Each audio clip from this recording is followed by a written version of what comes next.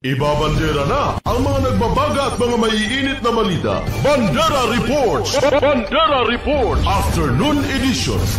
Police Reports. Hospital Reports. Market Reports.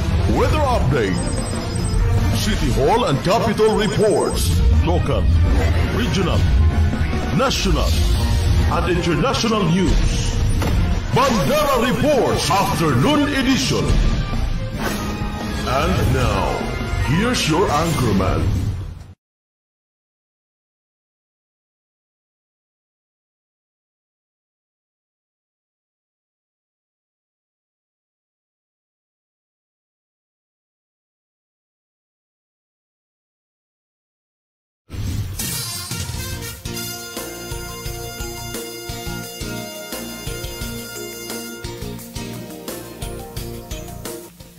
Balitaan sa Radyo Bandera, Cotabato. Bandera Headlines.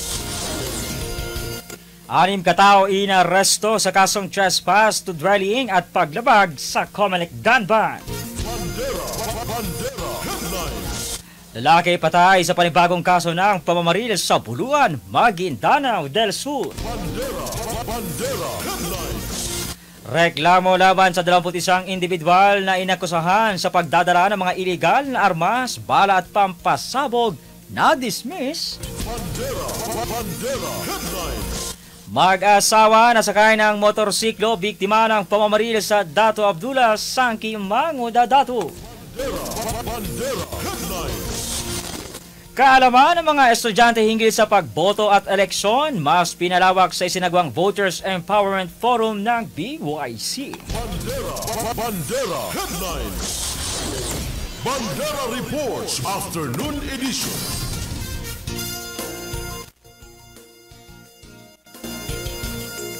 Magandang hapon mga kabandera, magandang gabi mga kabandera. Araw po tayo ngayon ng Lunes, 3 sa buwan ng Pebrero 2025. Napapakinggan sa dial ng inyong mga radyo sa 105.3 DXJNFM at napapanood live sa inyong mga telebisyon sa Channel 4 at 33 ng Maguindanao Sky Cable. At live din tayo ngayon sa Facebook page ng Bandera News TV Cotabato. Ako ang inyong tagapagbalita sa Vino Heberola at ito ang Bandera News TV Cotabato. Bandera Reports Afternoon Edition. Sa detalye ng ating mga balita. Inaresto ng mga otoridad ang 6 na individual matapos makaaktuhang lumabag sa kasong trespass to dwelling at paglabag sa Republic Act 10591 o ang Comprehensive Firearms and Ammunition Regulation Act, gayon din sa Comelec Resolution No. 11067 o ang Election Gun Ban nito lamang 3 sa buwan ng Pebrero. Ayon kay Police Major Renato Duncar Jr., ang Station Commander ng General Santos Police Office Station 2, bandang 2:00 ng hapon nagtungo sa kanilang himpilan ang isang nagmamayari ng bahay sa Purok 13, Phase 1, Lanton, Barangay Apopong upang magsampa ng reklamo laban sa ilang individual na umano'y pumasok sa kanyang bakuran nang walang pahintulot.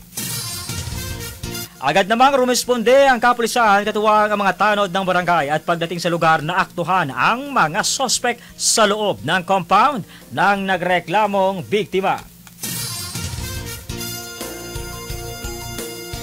Base sa impormasyon, kinilala mga hinuling mga sospek na sina alias Julius, 46 na taong gulang, alias Rick, 26 na taong gulang, alias Mikael, 26 na taong gulang, alias Ben at alias Mercedita, at si alias Bonifacio na 48 taong gulang na kapwa residente ng Barangay Apopong, General Santos City. Sa isinagawang inspeksyon ng otoridad sa kanilang mga daladalang bag bilang bahagi ng Standard Operating Procedure, nadiskubre ang isang unit ng 9mm pistol na may kasamang 2 magazine at 20 bala. Pinuri naman ni Police Brigadier General Arnold Argente, ang Acting Regional Director ng Pro-12, ang mga otoridad sa maayos at agarang pagkadakip sa mga personalidad na nagdulot ng kaguluhan at pangamba sa lungsod ng General Santos City. Bandera Reports Afternoon Edition.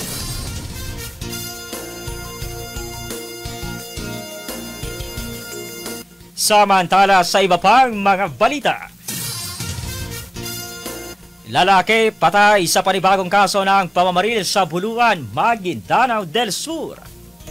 Magbabalita si Kabanderang Riza Kamid. Kabanderang Riza, i-bandera mo. Bandera Live Report. Dead on the spot ang isang lalaki sa panibagong kaso ng pamamaril nito lamang Lunes sa sitio Pagapasen, Buluan, Maguindanao del Sur. Ayon sa nakalap na impormasyon, kinilala ang biktima na si Voris Sanday alias Miss Wari na residente ng Pandag, Maguindanao del Sur. Inaalam pa ng kapulisan ang buong detalye sa nangyaring pamamaril at kung sino ang suspect sa krimen. Mula dito sa Bandera News TV, Cotabato, Riza Kamid, Basta Balita, i-bandera mo. Bandera Reports Afternoon Edition. Samantala sa iba pang mga usapin, na-dismiss ang reklamo laban sa 21 na individual na inakusahan na umano'y pagdadala ng mga ilegal na armas, bala, pampasabog noong October 24 taong nakalipas sa Alyosa, North Cotabato. Ito ang kinumpirma mismo ni Attorney Alunuddin Hassan na siyang may hawak ng naturang kaso. Ayon kay Attorney Hassan, napagdesisyonan ng Provincial Prosecution Office na walang sapat na dahilan o no probable cause upang magpagsampa ng criminal case sa korte laban sa 21 individual. Matatandaan noong October 24 taong nakalipas, isang defensive military operation umano ang ikinasahan ng 34th Infantry Battalion sa barangay Bulibas, Alyosa, North Cotabato matapos na makatanggap na ulat na may mga armadong namataan sa lugar. Sa naturang operasyon na harang ang isang sasakyan, nalulan ang 21 individual at nakuhanan umano ito ng mga armas, bala at pampasabog at bigong makapagbigay umano ng mga dokumento. Karagdagan, isa pang kasunod umano na sasakyan ang nag-U-turn nang napansin ng checkpoint at umano'y pinaputukan ang mga sundalo sa checkpoint na nagresulta sa palitan umano ng putok at isang sundalo ang nasugatan. Habang ang 21 individual ay na-turn over sa Alyosan MPS at isinailalim sa investigasyon.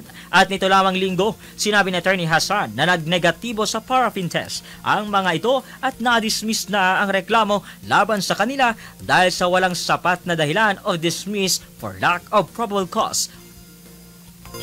Nagpapasalamat si Attorney Hassan sa naging desisyon ng Provincial Prosecution Office na binigyang diin na walang dahilan upang kasuhan ang 21 individual dahil ang mga ito ay kabilang rin sa nagbabantay ng peace and order sa kanilang lugar.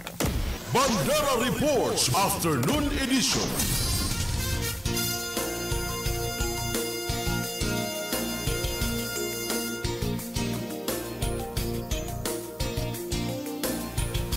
Samantala sa iba pang mga usapin, mag-asawa na sakay ng motorsiklo biktima ng pamamaril sa Dato Abdullah Sangki, Maguindanao del Sur. Magbabalita si Kabanderang Riza Kamid. Kabanderang Riza, i-bandera mo. Bandera Live Report. Sugatan ngayon ang isang lalaki na sakay ng motorsiklo kasama ang asawa nito ng pagbabarilin ng hindi patukoy ng mga sospek sa barangay Banaba, Dato Abdullah Sangki, Maguindanao del Sur nito lamang linggo.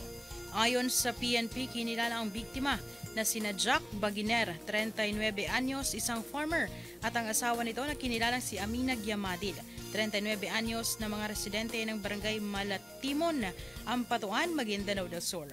Lumalabas sa investigasyon na sakay ang mag-asawa ng Kawasaki Baja City 100 habang binabaybay ang nasabing lugar. Nagbigla na lamang pinagbabaril ang mga ito ng dalawang armadong kalalakihan na sakay ng Honda XRM na pinaniniwala ang nakabuntot di umano sa kanila.